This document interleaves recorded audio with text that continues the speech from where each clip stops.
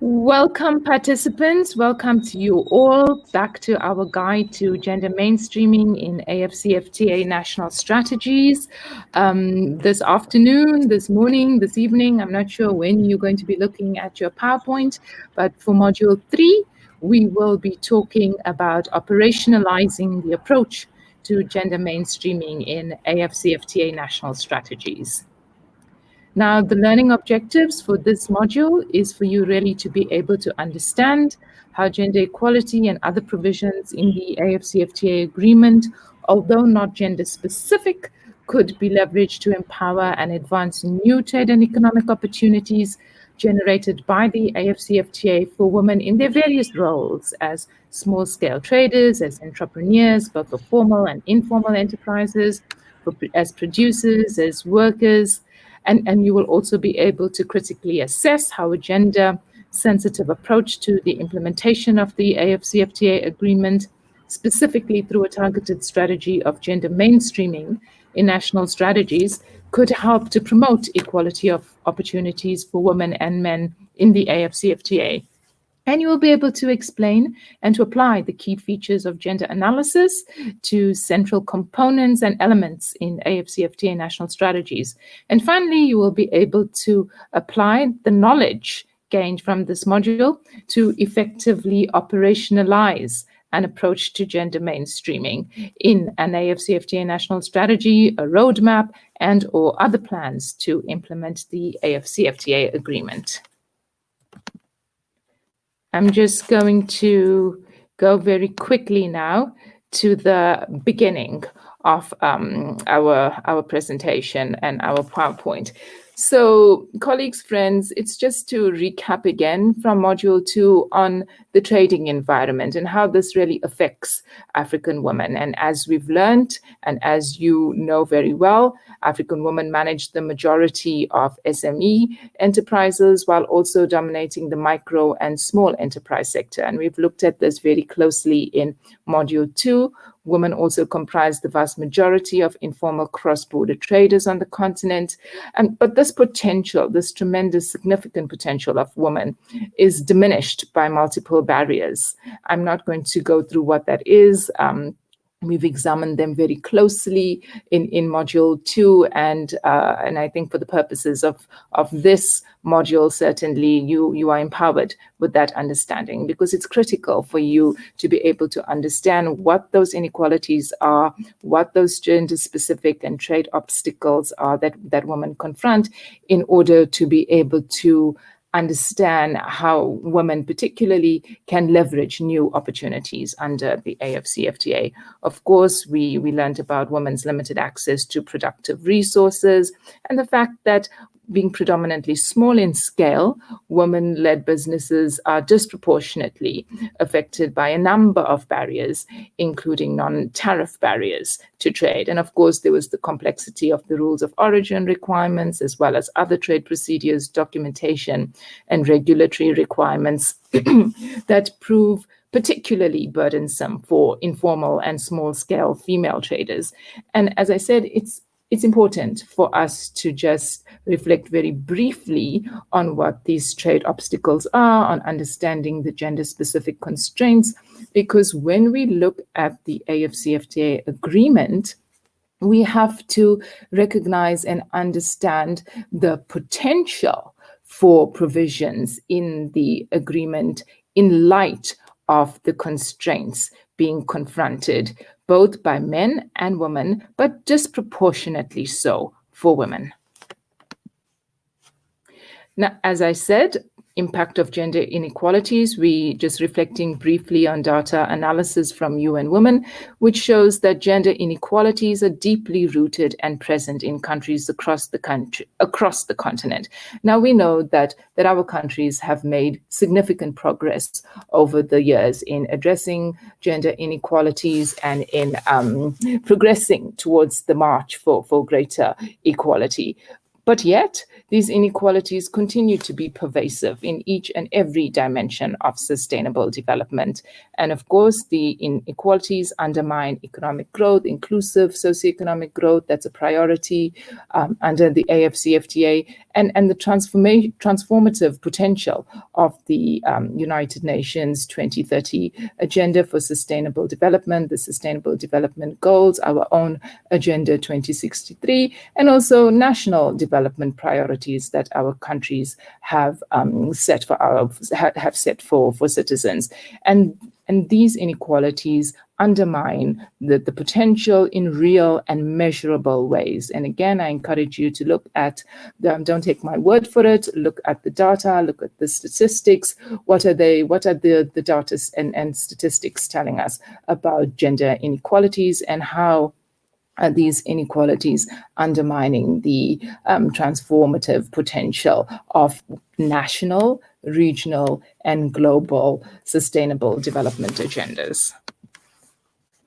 Now, when we look at the provisions in the AFCFTA agreement, and we're going to talk a little bit more about them, but just at a high level, you'll see that there are a number of provisions in the AFCFTA agreement that are not gender specific, but will be of particular consequence to women in their roles as entrepreneurs, as workers, producers, small-scale and informal cross-border traders. And these provisions, friends, are not targeted at women directly, but they could be leveraged to empower and to advance new trade and economic opportunities generated by the AFCFTA.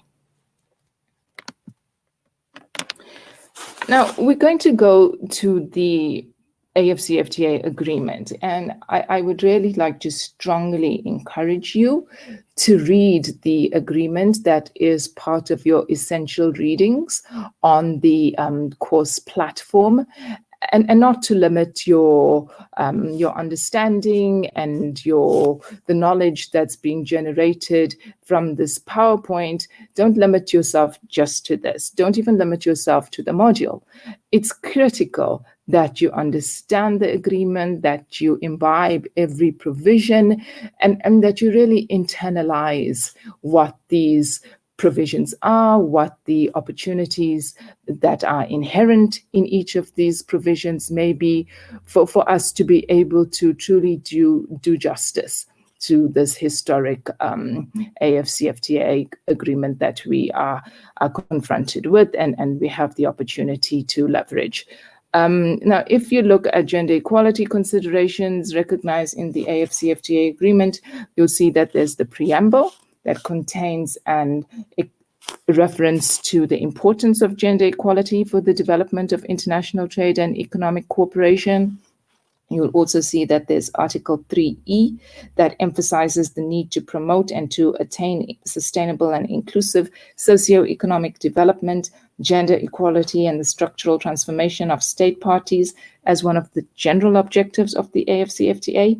You'll see that there's Article 27.2D of the Protocol on Trade in Services that refers to improving the export capacity of formal and informal service providers or service suppliers, with particular attention to micro, small, and medium-sized operators, and women and youth service suppliers.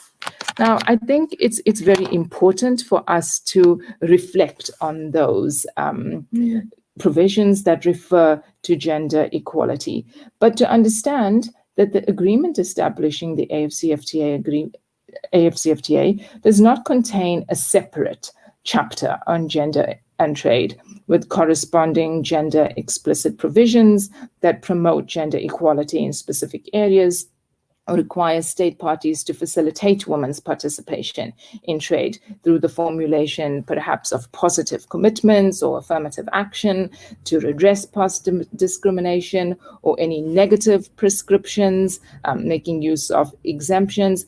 But I did mention how gender equality considerations are recognized in the agreement. Now, this may not be as explicit as some of the instruments at the regional level. And for colleagues from COMESA and from the EAC, they will recognize that Article 154 of the COMESA Treaty notes that member states shall, through appropriate legislative and other measures, undertake various actions to promote the effective integration and participation of women at all levels. There's also the core objectives for the Southern Africa Development Community, for SADC, and that's to mainstream gender in the process of community building. There's Article 17 on economic empowerment in the SADC Protocol on Gender and Development that requires state parties, amongst others, to adopt policies and enact laws which ensure equal access, benefit, and opportunities for women and men in trade and entrepreneurship, to review national trade and entrepreneurship policies, to make them more gender responsive, and to introduce measures that ensure women benefit equally from economic opportunities, including those created through public procurement processes. And there's also Article 63 entitled Women and Development in the Economic Community of West African States of the ECOWAS Treaty that requires member states to take measures necessary to identify and assess constraints that inhibit women from maximizing their contribution to regional development, efforts to provide a framework within which constraints will be addressed for the incorporation of women's concerns and needs, for member states to stimulate dialogue amongst themselves at the community level and to establish mechanisms for cooperation with bilateral, multilateral, and non-governmental organizations. So colleagues, you will see that those are gender explicit provisions. Now, the AFCFTA agreement does not contain those explicit provisions. Nonetheless, it offers significant opportunities to advance gender equality goals in the preamble of the agreement as one of the general objectives of the AFCFTA and as part of Article 27(2)(d) of the Protocol in Trade and Services. And we're going to be looking a little more closely at that. So if you look at the provisions in the AFCFTA agreement, now we have provisions on customs cooperation and trade facilitation and transit provisions that really simplify and harmonize customs and broader procedures that benefit women entrepreneurs and informal cross-border traders. Now, we know trade facilitation provisions are particularly important, and these address non-tariff barriers that burden women-led businesses even more than traditional tariffs. So we understand that these provisions do not target women specifically, but because women are disproportionately affected by trade obstacles, if applied in a gender-sensitive manner, these provisions can leverage and produce and create new trade and opportunities for women. And the benefits for women entrepreneurs and informal cross-border traders, again, are disproportionately affected by trade documentation and other technical regulations and procedures at the border. So provisions on customs cooperation, on trade facilitation, and transit provisions can be, if applied in a gender-sensitive manner, can be particularly important in allowing women to exploit new economic and trade opportunities. And of course, the AFCFTA creates the online portal for non-tariff barriers, monitoring and elimination mechanism, monitoring, reporting, and elimination that's created under Annex 5 of the Protocol on Trade in Goods, which tackles on-the-ground barriers that really matter and directly impact on micro, small, and medium-sized companies, on informal cross-border traders, as well as women and youth business operators. Now, this mechanism will provide an opportunity for women-owned businesses that are confronting particularly acute NTB-related challenges to submit trade barrier complaints. These complaints are forwarded by an administrator to nominated focal points in the reporting and offending countries, and to the relevant RECs and to the AFCFTA Secretariat for Oversight and Intervention. So very innovative mechanism that has been created in terms of the AFCFTA agreement, again, that addresses barriers that disproportionately impact women-owned businesses.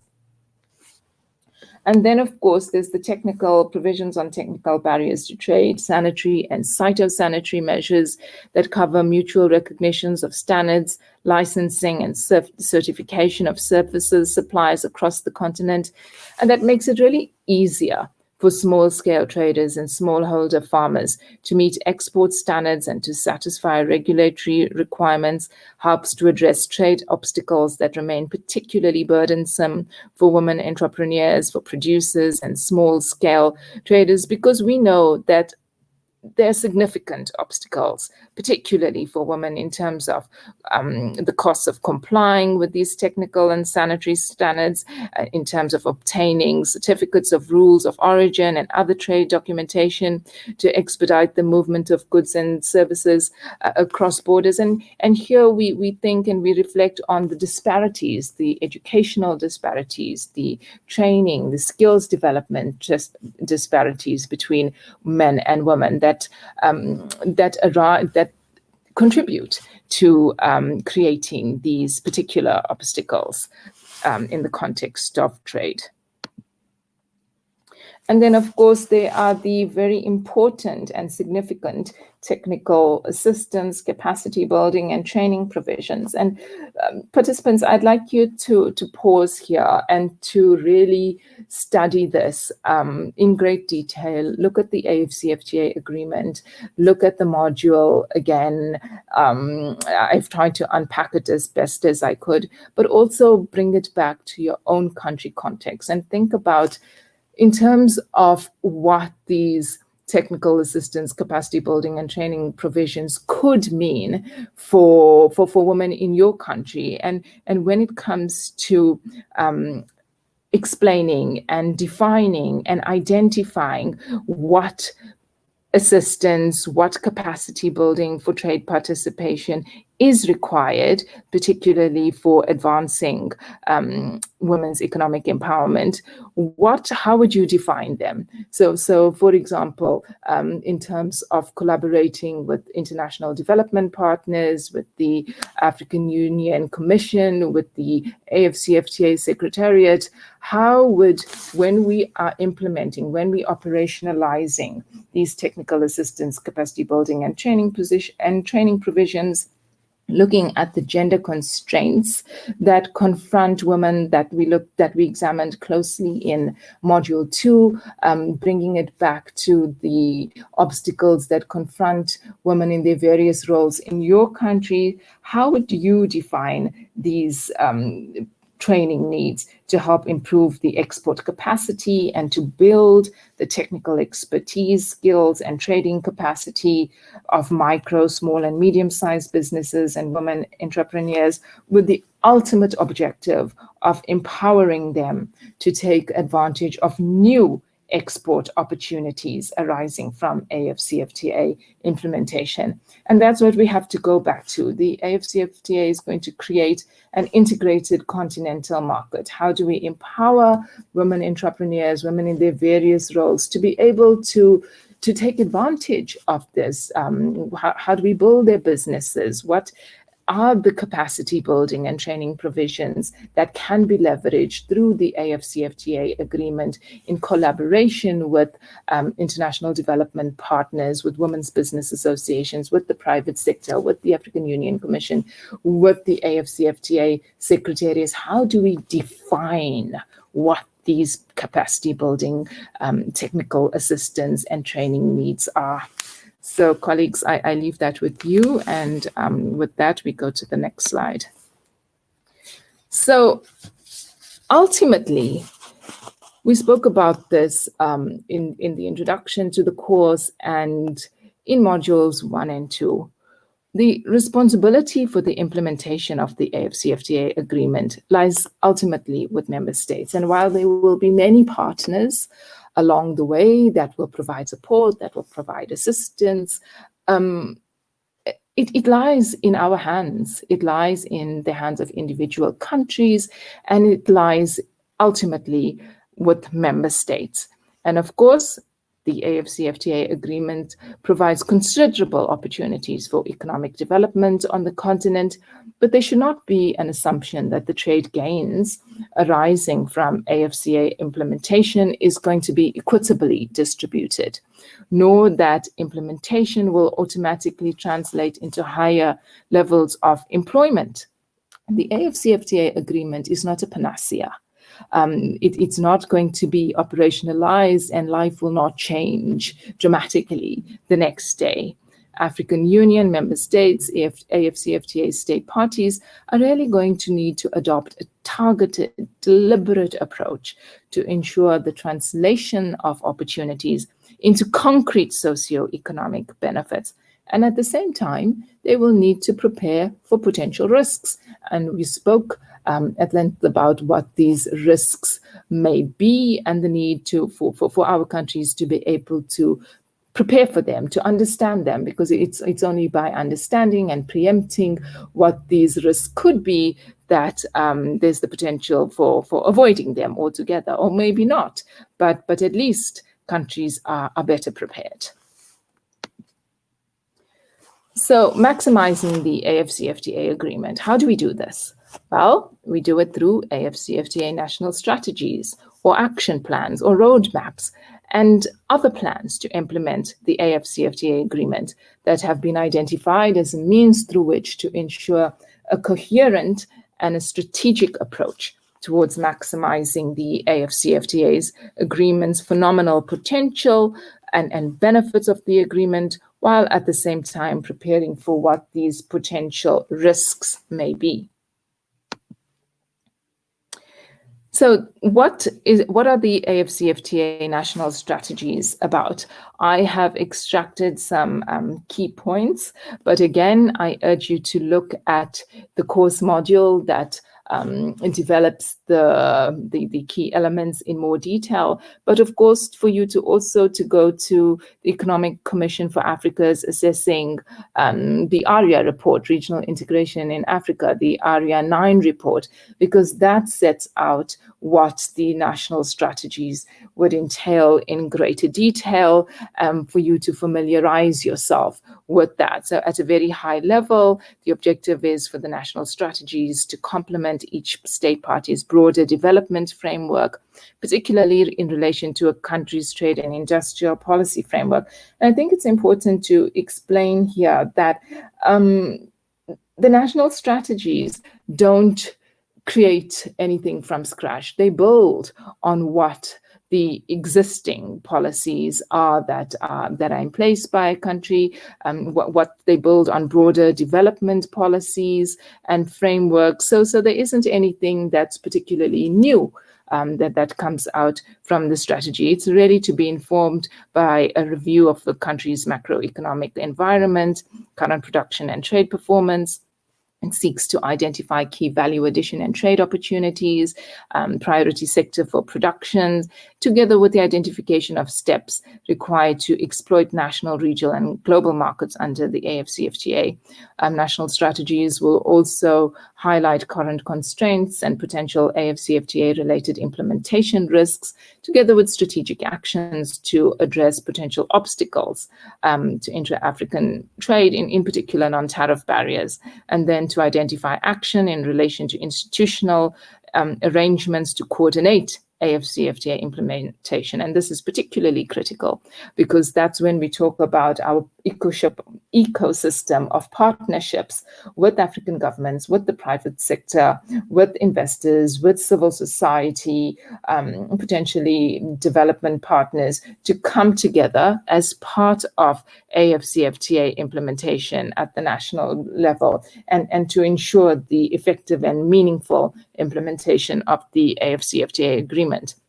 And the AFCFTA National Plan will also incorporate an action plan that sets out targeted and deliberate actions to support implementation of the AFCFTA agreement, together with an effective monitoring and evaluation framework and communication and visibility plan, because I'm sure you will agree that there's no point in having this laudable strategy if the country doesn't know about it, if African citizens are not aware of the AFCFTA agreement and what it could mean for them. So hence the communication and visibility plan.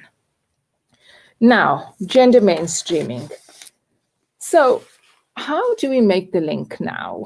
We have the AFCFTA national strategies. We have provisions in the AFCFTA agreement that refer to gender equality. We have provisions in the AFCFTA agreement that do not refer to gender equality, but if applied in a gender-sensitive manner, could allow women who are disproportionately impacted by various inequalities to exploit new trade and opportunities under the AFCFTA agreement. How do we make that link? How do we bring it all together? And I think that's what we're here today to discuss, and that is through gender mainstreaming in AFCFTA national strategies.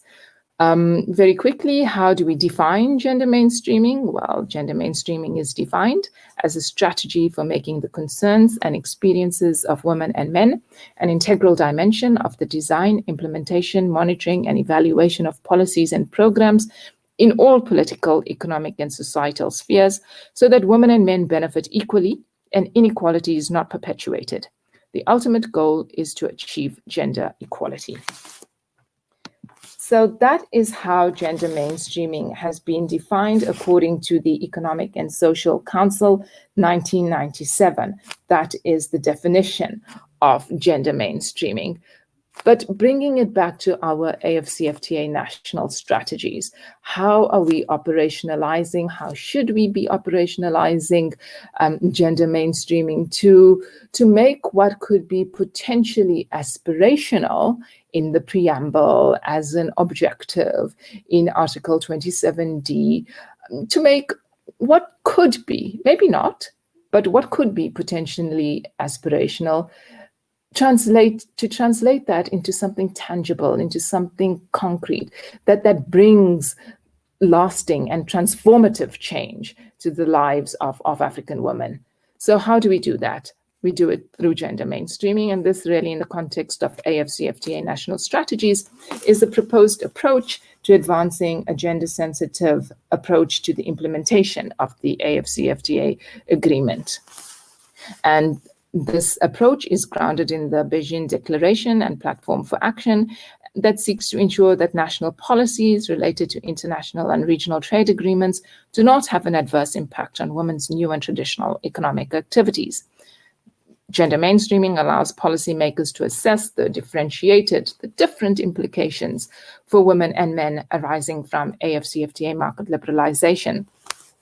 And I think it really offers, but you will tell me, after internalizing the approach, after reflecting on how it can be applied in the context of your country's AFCFTA national strategy, taking into account existing national and regional, particularly commitments to gender equality and human rights, and of course, international and global commitments, how this process can address the social dimension of trade liberalization, because it involves, of course, conducting quantitative and qualitative research, but the whole process of gender mainstreaming enables policymakers to answer the following questions. What could be the gender impact of intra-African trade liberalization, and why does it matter? Why should this matter, particularly in the context of COVID-19?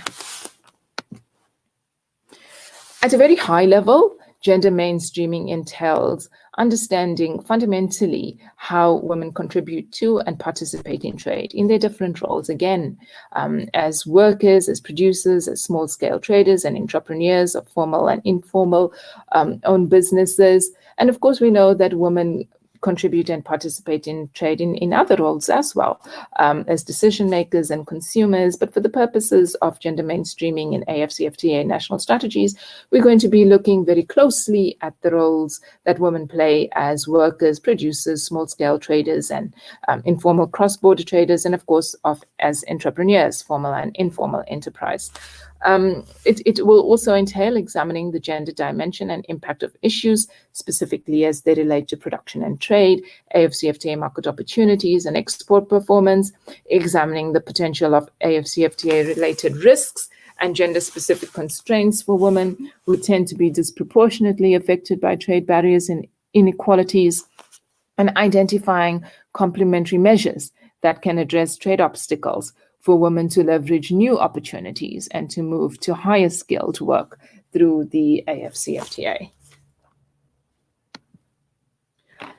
Now, this approach is particularly important because it needs, first of all, a recognition, a fundamental, essential understanding of the fact that the benefits for women, for men, for girls, for boys under the AFCFTA will not be automatic. But when we're talking particularly for ensuring that we can move beyond this in terms of operationalizing an approach for making these benefits real and concrete and tangible, we look at gender mainstreaming in AFCFTA national strategies as an approach that provides African governments in particular for a targeted strategy to develop gender responsive policies and context-specific interventions that promote the equal participation of women entrepreneurs, traders, workers, women in their various roles in the creation of new trade and business opportunities under the AFCFTA agreement.